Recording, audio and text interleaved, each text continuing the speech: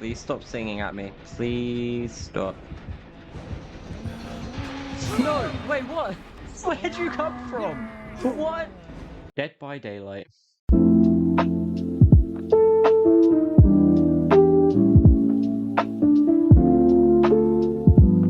This is one of those video games that I've had sitting on my hard drive longer than I've had my hard drive, I'll be honest. Because I've been waiting for someone, if you're watching this, you know who you are, to play this with me, and they keep putting it off. But eventually, I was streaming and I decided to play this on stream for the first time, and I had people to watch that knew what they were doing a lot better than I did. Oh, I didn't say professional. Well, you're more professional than me. You're about 2,500 hours more experienced than I am. And there are a couple things to note about this game. First of all, the store, the character roster within that store. I'll start with the obvious. Springtrap, I already knew was going to be in this game. I'm going to be honest, the only reason I had any interest in playing this game was because of this guy.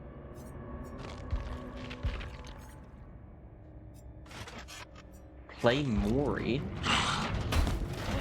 Oh, wait, what? Wait, what? What? That's followed out. What on earth is this? What was that? That was so violent. It's sort of my own motivation for playing it by myself. So, yeah, Springtrap, he's there. Cool. Then we have the Xenomorph from Alien, because for some reason, why wouldn't he be in this game? Chucky? Xenomorph? Then we have Lara Croft. What? Lara Croft?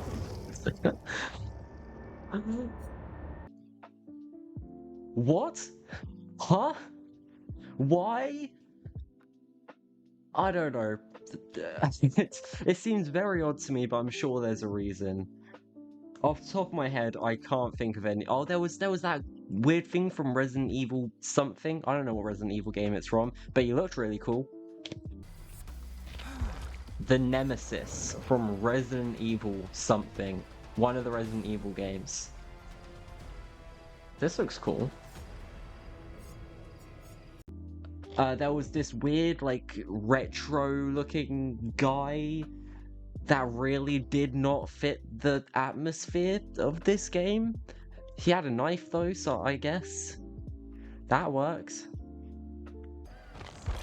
The Mastermind from Resident Evil Project. Okay. Once again, a very different vibe. Very, very different.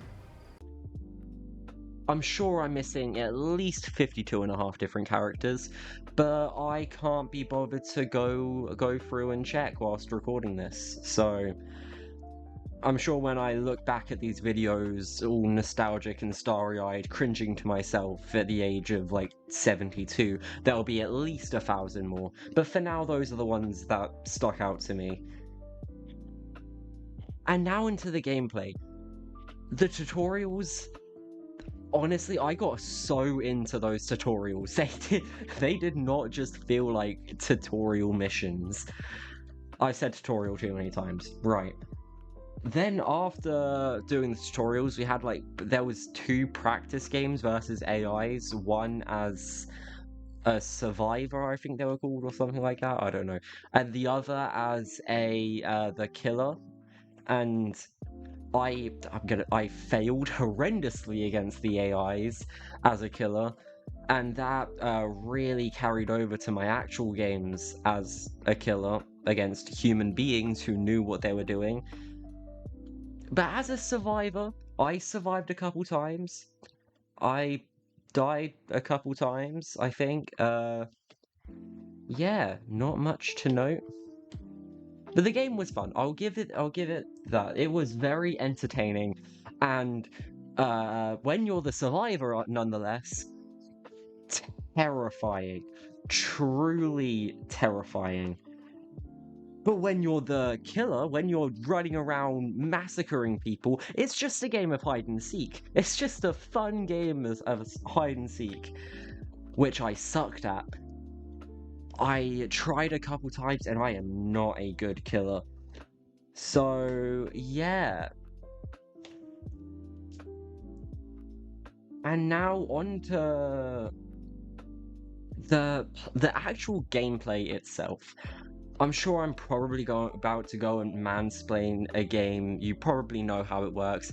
But the basic rundown is as a survivor anyway, you play as a character in this map. The music doesn't always match the killer, I must say. That really upset me. Ice cream, we got ice cream. Okay, that's sweet. Oh no. I know that music. I know that song.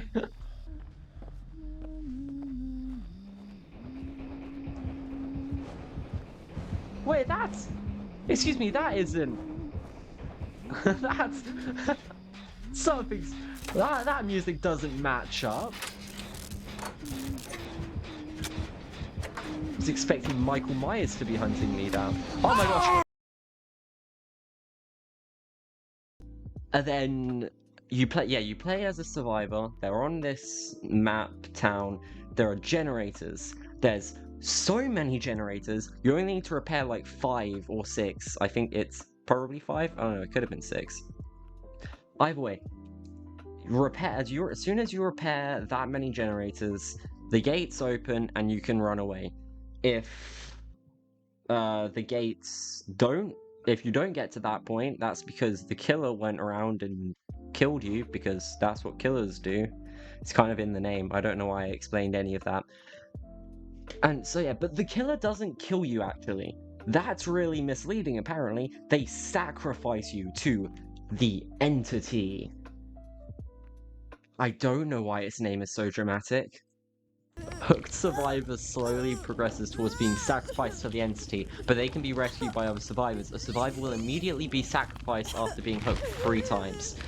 Lingering within 60 meters of a hooked survivor may give them the strength to unhook themselves. Don't let them get away.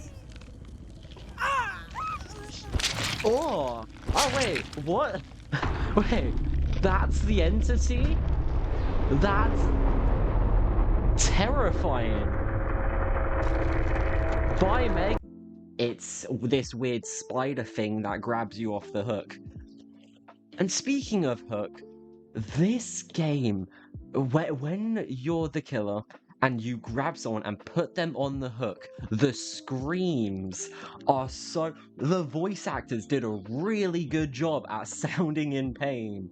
And I tried to play the next day. I went on, loaded up as the killer, and as soon as I hooked someone, I instantly had to come off the game. It made me feel so queasy watching it. Either way, yeah, if you also feel queasy at unnecessarily realistic screams, here's a random fish I drew in Microsoft Paint in less than 30 seconds. Enjoy.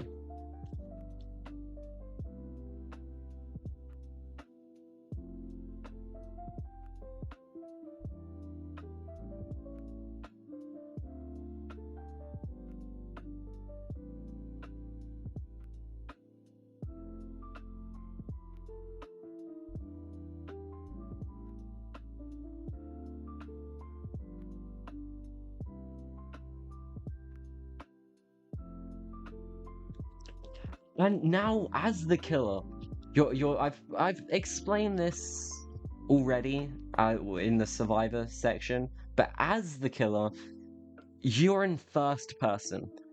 I really feel like it should be the other way. Survivors in first person, killer in third. Just for the horror aspect. but somehow the game is scary enough as it is in third person as the survivor. And it does sort of make it more balanced. The killer is very difficult to find the survivors. But yeah, as the killer, you track down the survivors, which when they do anything wrong, they make a sound. When they mess up a generator, when they run and vault over something. Yeah, everything they do apparently makes a sound, it seems like. But yeah, you need to find the survivors, stab them a couple times, pick them up, put them on a hook, listen to those horrible screams. Once they're on the hook, if they don't get one of their friends to rescue them, Meg. I don't want to be sacrificed. Wait for Meg. Okay, come on, Meg. Save me. Thank you. Find the survivor. Let's go find Meg. If they don't get one of their friends to rescue them, they die and they are sacrificed to the entity. I don't think I ever managed to get anyone sacrificed to the entity when I was playing as the killer. I managed to hook a few people, but by the length of time it took me to chase someone down and hook them, everyone else had completed 3 generators and ran off to Alaska with a wife and a kid. So, yeah. So that's Dead by Daylight. If for some reason you're still watching this, my unnecessarily long rant about some random game, enjoy your life or don't enjoy. The choice is yours, but I mean, I strongly recommend you do enjoy it. Bye.